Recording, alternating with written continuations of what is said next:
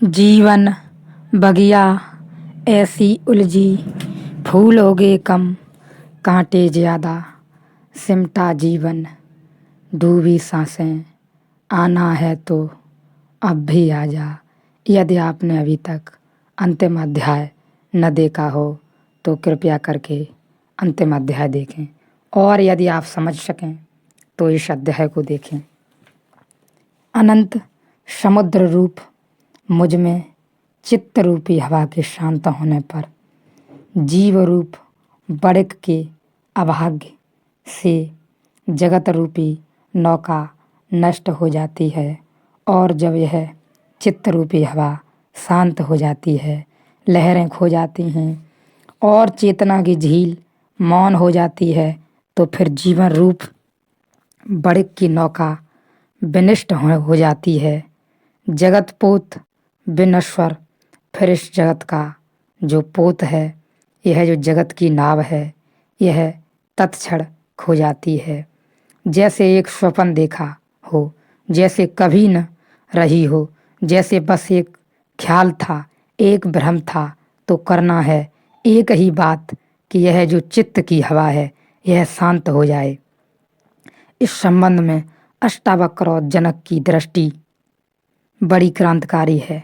जैसा मैं बार बार कह रहा हूँ, योग कहेगा कि कैसे इस चित्त की हवा को शांत करो, वह प्रक्रिया बताएगा। चित्त वृत्ति निरोध वह कहेगा। योग है चित्त वृत्ति का निरोध, तो कैसे चित्त की वृत्ति का निरोध करें, यह योग बताएगा। लेकिन यदि आपने ख्याल किया हो तो चित्रों में भी कुछ नहीं है। जब भी आपका मन आपसे कहता है, आपने यदि देखा हो शायद, और यदि आप समझ पाए हो अब तक इस यात्रा में कि मन कहता है, कहीं कहीं भीड़ लगी है, बहुत से व्यक्ति खड़े हैं, तो मन कहता है निकलो यहाँ से, भागो यहाँ से, जल्दी निकलो, यहाँ बहुत खतरा है।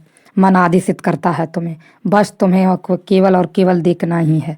अब तू वहाँ खतरा कुछ भी नहीं है, वहाँ कुछ होने को नहीं है। ऐसे ही तुम न जाने कब से डरे डरे भाग रहे हो उनसे, और डर रहे हो उनसे जो खुद ही डरे हुए हैं, वे औरों से डरे हुए हैं, बिल्कुल आंख से आंख नहीं मिलाना चाहते, और तुम जल्दी ही वहाँ से भाग निकलते हो क्योंकि तुम्हारा मन घबराया हुआ है।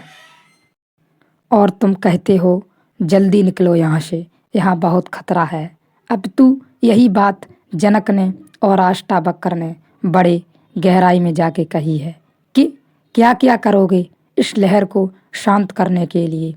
यम करो, नियम करो, संयम करो, आसन करो, प्राणायाम करो, प्रत्याहार करो, धारणा ध्यान समाधि करो, तो फिर चित्त की लहरें शांत हो जाएंगी। इस संबंध में अष्टावक्र और जनक की दृष्टि बड़ी अनूठी है। वे क्या कहते हैं, वे यह नहीं कहते कि तुम कुछ करो, वे कहते हैं करने से तो चित्त रूपी तरंगें और उठेंगी, क्योंकि करने से तो दर्व ही खड़ा होगा, करने से तो और लहरें हिल जाएंगी। तुम्हारे कुछ करने का सवाल नहीं है, तुम सिर्फ देखो, तुम करो कुछ मत। आश्चर्य है का अनंत समुद्र रूप मुझ में जीव रूपी तरंगें अपने स्वभाव के अनुसार उठती हैं, परस्पर लड़ती हैं, खेलती हैं और लय होती हैं। अपने स्वभाव के अनुसार यह कुंजी है, यह सब हो रहा है। अपने स्वभाव के अनुसार तुमने इसे शांत कर सकते हो, न तुम इसे अशांत कर सकते हो। तुम बीच में पढ़ो ही मत, तुम यह होने दो। तुम सिर्फ एक बात स्मरण रखो कि तुम साक्षी हो। तुम किसी फिल्म को देखने गए, तुम फिल्म देखने बैठे, अंधेरा हो गया, कमरे में तस्वीरें चलने लगीं। पर्दे पर इतना ही अगर तुम याद रख सको कि मैं साक्षी हूँ, और पर्दे पर जो तस्वीर चल रही है केवल धूप छाया का खेल है, तो कहानी तुम्हें बिल्कुल प्रभावित न करेगी। कोई किसी की हत्या कर दे तो तुम एकदम विचलित न हो जाओगे। तुमने देखा फिल्म में हत्या हो जाती है, लोग एकदम रीढ़ सीधी करके बैठ जाते हैं, जैसे कुछ सचमुच घट रहा है। कोई मारा जाता है तो कई की आंखें गीली हो जाती हैं, लोग रूमाल निकाल लेते हैं। वह तो अंधेरा रहता है, इसलिए अच्छा है अपना जल्दी से आंख पोंछकर अंदर रख लेते हैं रूमाल को, फिर से खीसे में कर लिया। लोगों के रूमाल गीले हो जाते हैं फिल्मों में। जब तक रूमाल गीले न हों तब तक वे कहते ही नहीं कि फिल्म अच्छी थी। रोने का अभ्यास ऐसा पुराना है कि जो भी रुला दे वही लगता है कि कुछ गजब का काम हुआ। लोग हंसने लगते हैं और रोने लगते हैं। तुमने देखा कि छाया चल रही है, वहाँ कुछ भी नहीं है, पर्दे पर कुछ भी नहीं है, लेकिन छाया तुम्हें जकड़ लेती है। तुम इसके साथ डोलने लगते हो। तुम में क्रोध पैदा हो सकता है, प्रेम पैदा हो सकता है, वासना जग सकती है, उत्तेजना हो सकती है, सब कुछ घट सकता है और पर्दे पर कुछ भी नहीं है। तुम भूल ही जाते हो। तुम्हारी उस भूल को ही सुधारना है, कुछ और करना नहीं। तुम्हें दौड़ कर पर्दा नहीं फाड़ डालना है कि बंद करो, कि तुम्हें पीछे जाकर प्रोजेक्टर नहीं तोड़ देना है कि बंद करो। यह क्या मजाक कर रखी है कि सिर्फ धूप छाया का खेल है और लोगों को परेशान कर रहे हो।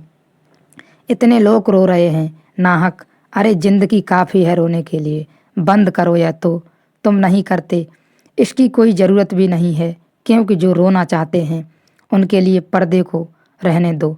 जिनकी अभी रोने में उत्सुकता है, पैसे चुकाकर जो रोने आए हैं उनके खेल में बाधा मत डालो। जो खेलना चाहता है खेले। तुम सिर्फ इतना समझो कि तुम साक्षी हो और यह सब हो रहा है। ऊपर ऊपर तुम सिर्फ देखने वाले हो। तुम केवल केवल यही अनुभव करो, यही देखो कि जनक और अष्टावक्र ने जो बड़ी गहरी बात कही है कि आप शांति से किनारे पर बैठ जाएं और जो भी लहरें उठ रही हैं उनको सिर्फ और सिर्फ देखना है। न कम करना है, न ज़्यादा करना है, न रोकना है, कुछ भी नहीं करना, केवल और केवल देखना है। और फिर दूसरी बात रही मौन की। यदि आप गहराई में मौन में उतरते हैं तो वही बात है जो जीसस कहते थे कि आपसे लोगों को देखा न जाएगा। आप महीने भर मौन रहे, आप 2 महीने भर मौन रहे, लोगों से देखा न जाएगा। कैसे देख सकेंगे? क्योंकि आप होश में आने लगे, आप भूलने लगे सब कुछ जो इधर उधर सपने में पड़ा था। कूड़ा कचरा उसको आप फेंकने नहीं लगे, अपितु वो आपके पास से विदा होने लगा। संसार आपके पास से विदा होने लगा। तो यह लोगों को बड़ी मुश्किल से पचता है। आप अपने घर में हैं, अपने गांव में हैं, अपने शहर में हैं, अपनी दुकान में हैं और आप बिल्कुल मौन हैं, बिल्कुल मौन हैं, काफ़ी लंबे समय से मौन हैं और आप एक निरंतर प्रेम की धारा के साथ बनते चले जा रहे हैं। और जितना जितना प्रेम बढ़ेगा उतनी सारी वासनाएं अपने आप सिकुड़ने लगेंगी।